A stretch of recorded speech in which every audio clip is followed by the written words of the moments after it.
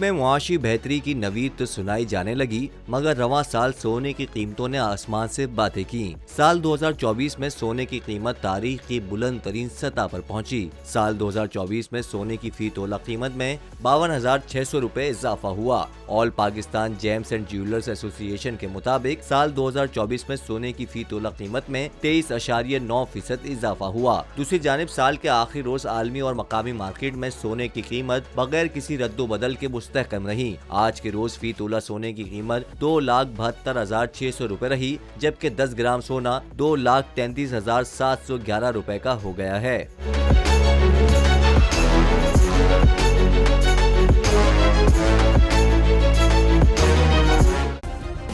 Subscribe करें और bell दबाएं ताकि कोई खबर रह न जाए।